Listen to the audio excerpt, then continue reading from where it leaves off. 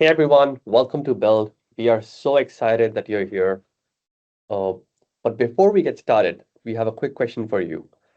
How many of you have tried to build an agent before?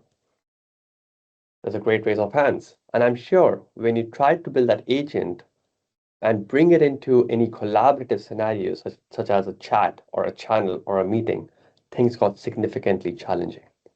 In today's talk, we're going to exactly address that and talk about how you can make your agents effective where work happens, which is across meetings, channels, and group chats. My name is Umang, and I'm a senior PM on the Teams platform. Joining me is Lily, who's a senior software engineer on the Teams SDK team. Today, we have a packed agenda for you.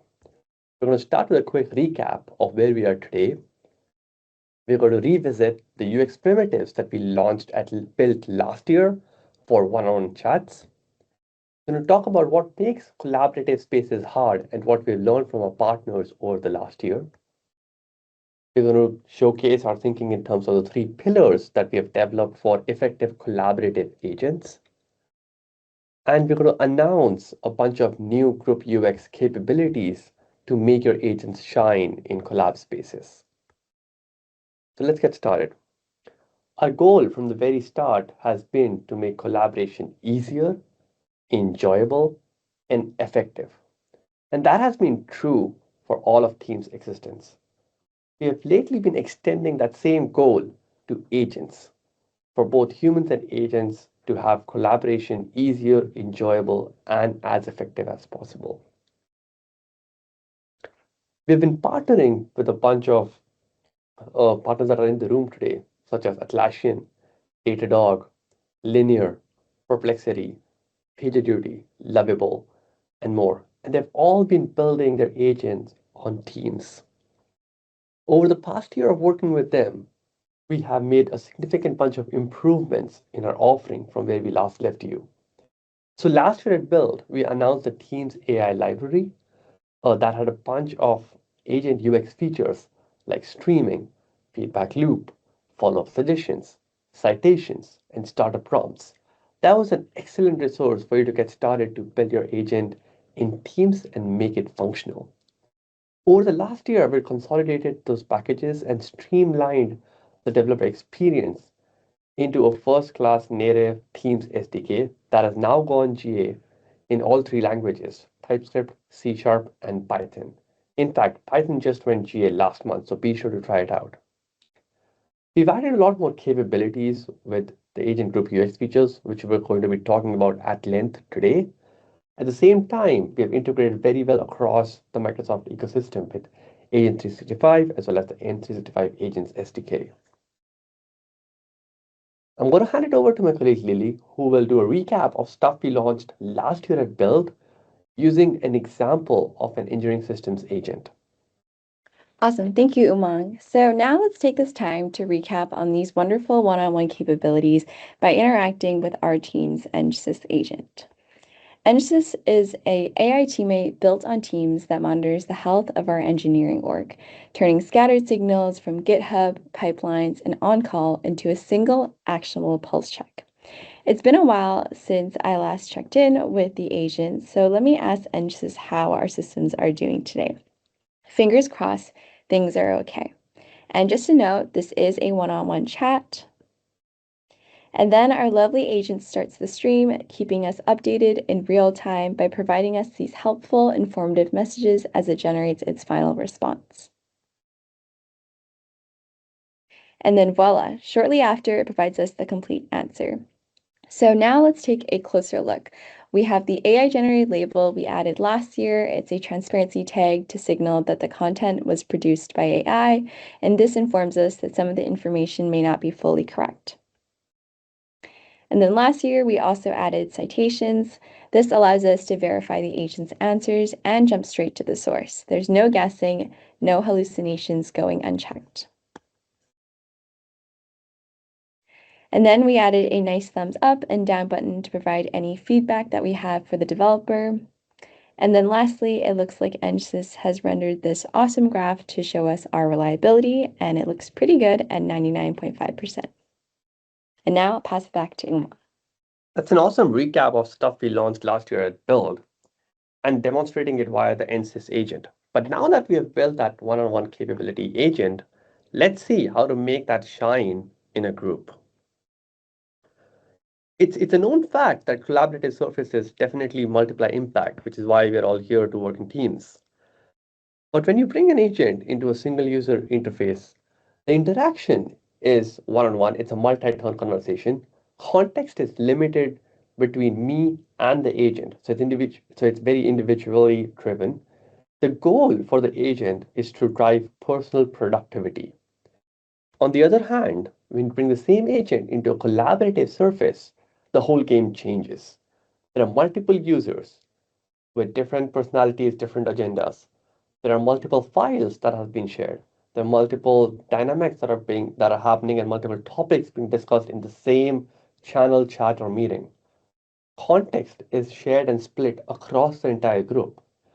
And the goal for that agent becomes to now drive team and organizational productivity, not just personal productivity. But multiplayer experiences are hard, and they're specifically hard for agents for three reasons. Number one is trust. When you interact with an agent in a one-on-one setting, every exchange with the agent is private by default. In a group, there is no way for you to privately message the agent while carrying all the existing context that the group chat or conversation is delivering. Number two is crowding. A group chat is generally a fire hose. That is, imagine too many people, too many topics, multiple threads all deviating and conflicting with each other, all of it colliding into one timeline, in one time frame for the agent to parse and understand what's happening. Number three is cleanliness. In a one-on-one, a wall of text was okay because the user came with that intent to interact in a one-on-one manner and to get the outcome that they desired. But the same wall of text in a busy channel is considered spam. And for that, we have three solutions. We built three pillars that form the successful collaborative agents in teams. Pillar one, manners. Just like we humans have developed innate capabilities to understand when to reply to a message in the form of a thread, when to create a thread, when to respond in a thread, or when to quote a previous message from a coworker, let's say Lily's message, in a channel, when to respond, when to not respond, when to react with the emoji, when to not react with the emoji. Those are intuitive norms or social norms that we have developed over the years. We want to expose those same norms and same capabilities to agents for them to behave in the same way as humans do. Next pillar, privacy. Trust is earned. There's so much that we trust in each other as humans, and we want to bring that same level of trust and privacy to agents. Agents in group chats carry a lot of context. So enabling agents to have private conversations with you becomes a game changer and a very important pillar for successful collaborative agents. Pillar three, polish. Not every single interaction can be a long wall of text. Polish can take multiple forms: scannable, structured, interactive. Those are means of accomplishing an outcome, and you've seen them in every single agentic interaction. We want to bring that to you in Teams. So I'm going to pass it to Lily, who's going to talk us through the first pillar and give you guys a bunch of announcements for that. Yeah, so up first, we have manners. Being a good teammate isn't just about what you say, it's about how you say it, and the same applies for agents too. This year, we're super excited to announce emoji reactions. We use them naturally in our day-to-day. Someone posts an update, you throw a thumbs up, a heart, etc., and then you move on. It's lightweight, it's expressive, but it's easily understood. And now, agents can speak that same language too. Whether it's acknowledging a message or signaling a long-running task is in progress, a custom emoji can say what would otherwise take a full sentence. And then next, we have quoted replies. We've all been in a fast-moving chat where someone responds to a message 10 messages ago, and we're all left scrolling back trying to figure out where that message is. We solved that for humans with quoted replies, and now agents can use it too. Now, when the agent responds, it can pin its exact message that it's addressing. So even 5 messages later, there's no ambiguity about what it's answering. And finally, we have threaded replies. Channels can have dozens of conversations happening at once. One about a design release, one about an incident, and then also a design review. When the agent replies, it shouldn't dump its answer into the main channel and add to the noise. Now, with threaded replies, agents can respond exactly where the conversation is happening, keeping the channel clean and the context contained. Now let's jump back to the NSYS agent and see it in action. So despite having 99.5% reliability earlier, every engineering team runs into hurdles, and unfortunately for us, we just found out that our site is unreachable. So now I'm going to tag the NSYS agent in our incidents group chat, where a lot of my members are, and get this resolved ASAP. So here I'm typing NSYS agent, help, the site is unreachable.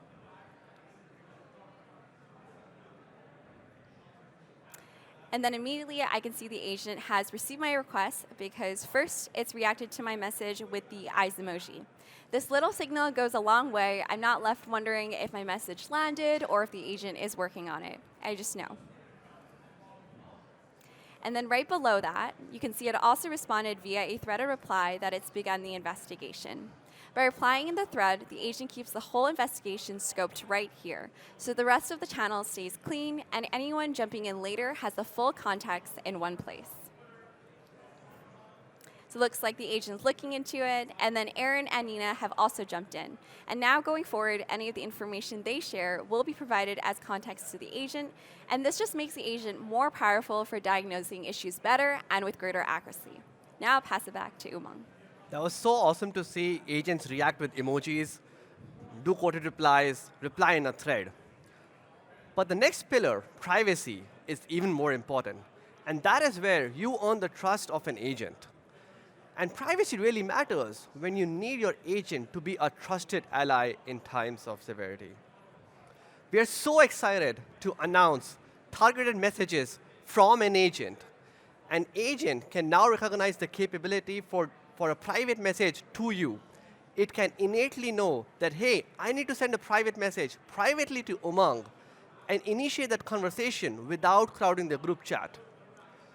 We're also super pumped to announce bidirectionality in that, which means you can also privately message an agent inside of a group chat, which means that if I have an embarrassing question that I have to ask my teammate or to an agent, to my teammate I can just ping her, but to an agent within a group chat, I can just do that using / commands. So /agent is the way for you to message privately. Let's see that in the same NSYS demo that Lee talked about earlier. So we left the demo at Aaron and Nina acknowledging that there has been an incident. Now, I just got a message privately that says that only you can see this message from the agent saying that, hey, looks like the feature flag that you rolled out is suspiciously close to when the outage happened. The agent determined that I am the author. I was the one who could have been responsible for this outage. So it sent me a private message saying that, do you want to investigate this? This is what seems to be happening. And then I send a private message back to the agent using / commands and say that, yes, let's do that. So /NSYS agent, I would love for you to investigate. And now /NSYS agent, yes, please go forward. And now the NSYS agent will send a private message back to me saying that's initiating the conversation. And then once this chain of private messages between me and the agent has sort of concluded, I want to now publicly tell everyone in the chat that, hey, we are diagnosing this, we're on it. So now this message gets sent publicly, but the above 3 messages remain private to this thread. This capability helps you develop so much trust with the agent, and the agent develops so much trust with you. It's such a good bidirectional relationship that you can have with agents inside of group settings. Awesome. So we already covered manners and privacy, our first 2 pillars. Let's talk about our third one, which is polish. There's a big gap between an agent that responds versus an agent that communicates, and polish is what ties that knot. First, we have adaptive cards. Some of you might have used it before, familiar with the term, but really the benefits are twofold. Adaptive cards give us a more interactive, polished experience than a wall of text. And they also let the agent embed real call to actions right inside of the message itself. For example, let's say a PR is ready for review, and the agent sends me a link that I have to click out to. It's a little tedious, versus with the card, it's able to provide me the title, a description, the author, as well as a comment and an approve button, so I never have to leave Teams at all. And then last but not least, a lot of you have been asking for this, so we're super excited to announce markdowns. Cards are great when you want to click into something, but sometimes you just want to be able to quickly scan a wall of text. And that's how Markdown comes in. It's a table, a code block, a bolded value. Markdown lets the agent shape its response right on the fly, right inside of the message itself. And as we all know, LLMs love to speak in Markdown as well. So let's go back to the demo now. Remember when Umang was demoing earlier, there was a private targeted interaction with the agent, and NSYS said they were looking into it. So let's see if there's been any progress. Great. So it looks like they've investigated, and it's correlated with the checkout edge cache v2 feature flag. I'm going to ask the agent to now roll things back because we definitely don't want this in production. Again, I'm still in the incidents group chat, and I'm going to @mention the bot, which means it's a public message. It's no longer private because I want my colleagues to know about it as well. And then I get 2 messages back. And the first is a quoted reply. So NSYS is now asking for my approval via this quoted reply because it is a critical feature. And then right below it, if you'll take a look closer, it is an adaptive card. But I want you to just ignore this for a second and imagine that the agent actually sent me a wall of text instead. And then I respond and I say, I approve. But then Umang doesn't see that message yet, so he sends I approve as well, and then Nina says it looks good to her. Whose message actually counted as that final approval?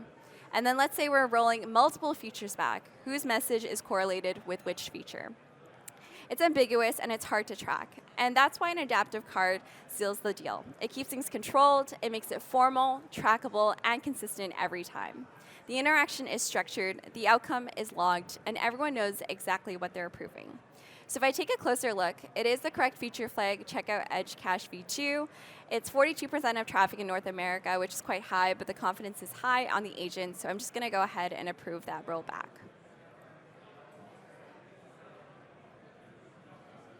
So it looks like it was reverted, and the rollback went through the active rollout rings. And then it looks like Nina and Aaron are also seeing improvements now, which is super awesome. So traditionally, agents would dump everything into a wall of text. It's hard to scan. It's easy to lose those important bits.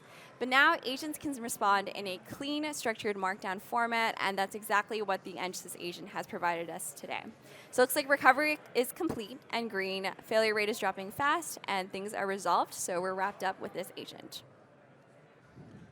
That was so awesome. We saw so many features and capabilities for group effectiveness that I'm going to recap this all for you. So first up, we saw emoji reactions, which is the ability for your agent to give you a heart emoji, to give you a thumbs up emoji, and react back to you. It does not have to respond or speak every single time. Next, we saw targeted messages and / commands, which is the ability for an agent to privately message you and for you to privately message the agent back, keeping that trust and privacy intact with the agent in all contexts of group settings. Third, we saw quoted replies, which essentially says that, hey, if I have a long-running task for an agent, and if my message to the agent went back in history, and let's say I got an emoji reaction for it, 10 messages later, the agent can quote me and give me a quoted reply with all the answers that it has brought for me. Next, we spoke about threaded reply, which means both initiating a threaded reply and also identifying the right thread to respond to, which means that your agents can now discover multiple threads, respond to the right thread, keep the integrity of the conversation scoped to where it belongs and where it originated.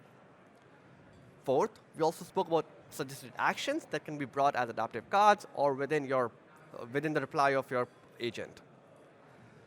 We also spoke about Markdown support and how natively supporting Markdown in Teams is now a first-class availability that we have and we are offering. We also spoke about a bunch of other features that we got to build last year, which is source citations, adaptive cards, response streaming, feedback buttons, AI and sensitivity labels. So we do have a fully feature-packed library and a set of SDKs ready for you to go build agents in Teams, which are going to shine in collaborative spaces like channels, chats, and meetings. So our call to action for you is to go try out the new capabilities in Teams. Try out our new SDK, aka.ms/Teams SDK. Yesterday, we also had another session on the Teams CLI and the Teams skills, which was essentially just taking your agent and building it into Teams in under 25 minutes. So go watch the recording if you were not able to attend it, or go try the new Teams CLI.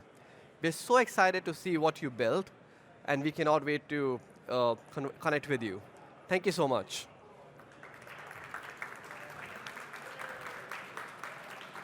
Any questions? Please feel free to join us.